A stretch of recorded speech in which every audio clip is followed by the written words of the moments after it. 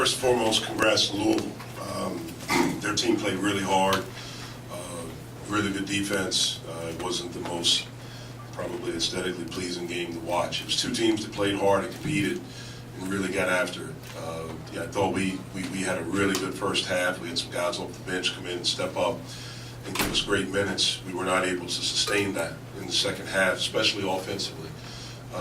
Defensively throughout, I thought we were pretty good. That team was leading our league in scoring, averaging a little bit over 83 points a game. And for us to hold them to 66 is pretty good. But for us, it was our inability to score. And in the second half, we didn't do a good job of valuing the basketball. And that's what won the game for them. And they were able to make plays. So congrats to them. They're playing awfully well right now. Chris and his staff have done an outstanding job. Those guys are big, they're physical. I think the growth of their team, in my opinion, has been because of Williams and Enoch. I think those two guys have really played at a different level since we faced them the first time. And, so congrats to them. Enoch playing better, how much different does that make Louisville? It makes them a lot different. Anytime you have a presence inside where you can go in there and a guy can score with his back to the basket, where you can pitch it up to him, he can go get it above the rim. That makes your ball screen offense a little bit more effective because you have different reads, and then he can really go and get it on the offensive glass. His growth has really helped him. What was the change you saw in Louisville, especially from the defensive end, today compared to 3 weeks ago? Well, it was pretty obvious they weren't going to let the two guys, for us, our two guards beat them. I think they combined, both of those kids, Johnson and McGowan's, for 55 points the last time. And so they did, their ball screen defense was tighter. They were more together. Again, Williams, his ability to block shots with verticality without fouling. You can tell they put in a lot of work on that. Coach, this is 2 games in a row where you were able to force Jordan Moore into a tough shooting night. Was there something specifically defensively you wanted to take away from him? Well, we just tried to make his catches hard, just like we did the first time. And we just tried to have an awareness for him wherever he was on the court. He's a really good player. He's as improved as anyone in college basketball with what he's done from his freshman to sophomore year. And again, he made some big plays for him today. And so he's a guy that I think you have to have your antenna up all the time. Guys have to know where he is, and hopefully he can get a little lucky and he can miss some shots. Jeff, you mentioned the turnovers. You also shot in the 20s in the second half. Where were the areas the offense was breaking down? Well, I thought, we had some opportunities off ball screens in the first half that we finished. In the second half, we didn't. We had 3 layups right there off of rolls that we just didn't finish. We had a foul one time where we stepped up and missed 2 free throws. And then that puts a little bit more pressure on our guards because now we feel like I have to do it. I have to make something happen. They did a great job of gapping up. When we came off ball screens, they gapped up, and so we had pitches that were there, but we were reluctant to shoot the 3. And so I just think that they just tightened up a little bit on ball screen stuff, and we missed some plays early, right at the basket, and I think that kind of got us down a little bit. Coach, you've taken over a Pitt team that has struggled in the past, and it's a resurgence that's remarkable in college basketball. So talk about what you instilled in this team and going forward, what you want to prove next year and going forward. Well, the thing we've tried to establish is a level of competition. We're going to fight. We're going to, be together, and we've tried to establish a culture of defense. We are a team that's a really streaky offensive team. And I knew that coming in, and so we've tried to put guys in positions, to be instinctual.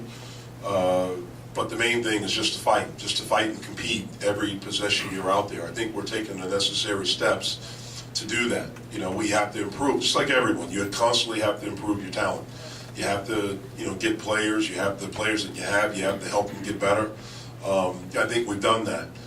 This is a difficult time of the season for everyone, because it's the end of January, you're getting close to February, everyone's a little bit banged up, especially guys that played a lot of minutes. Everyone's a little bit fatigued, and you have to have something where you can push through.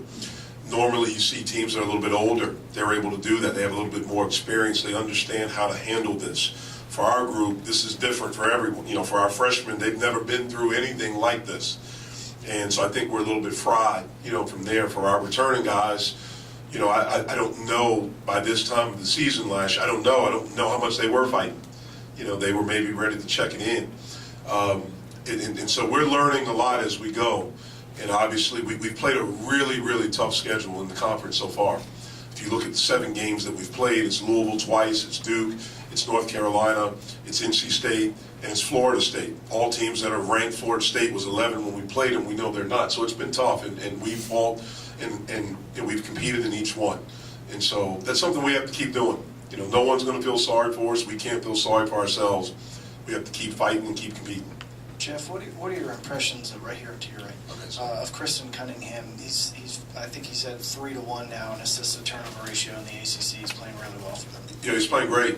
You know, you can tell he's an experienced guard. He was an outstanding player at Samford, and you know, he's come here and he probably didn't get off to the greatest start, but he's settled in and become a really good leader for their team. You know, he values the ball. He doesn't turn it over. He has a great grasp of their offense. He's had some really good offensive games. Today he didn't score the ball well, but he ran their team. You know, he assisted. He didn't turn the ball over much. He's a really good player. Jeff, today, I'd say you all had a couple of less close rounds where you won 5 minutes more without a points, and that's happened here a few times over the past few games. You know, why, you know, from your vantage point, why do you see those kind of things happening? Is there any common thread at all between those performances? I think the common thread is that we've played, I think you said the last 3 games, we played 3 really, really good teams that are very good defensively. You know, Syracuse's zone is one of the most difficult zones to conquer. And there's a reason why they're, I think, tied, for first place in this league. Duke is one of the best teams in the country. And there's a reason why they're ranked 2 and tied for first place in this league. And Louisville's a really good team. They're tied for first place in this league. I think that's why. Dwayne Sutton had a double-double over here, Jeff. Dwayne Sutton had a double-double against you guys last time. Was just short of that tonight. What do you make of him, and how do you guys go about approaching guarding him? You know, I think he's the ultimate glue guy, and I mean that as a compliment. I think every really good team has guys like him that they impact the game in a lot of different ways. I think he does it with his defense, obviously with his rebounding, and then he can score.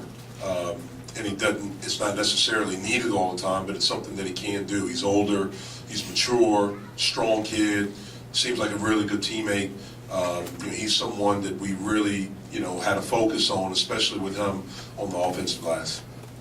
You know, in those scoreless droughts we talked about earlier, Jeff, I mean, whether it's youth, you know, do you feel like in those situations when the team's gone a little while without scoring, do you ever notice Trey and X, you know, trying to, you know, maybe pressing, trying too hard to maybe make a play? I think it's not just those 2 guys. I think we have guys during that time that do that. You know, it's coming from a great place. They want to, you know, our guys want it so bad, and you know, we're learning how to do it. And so, yeah, I think we have many guys that try to press in those situations. Thank you, guys. Players will be available outside the locker room.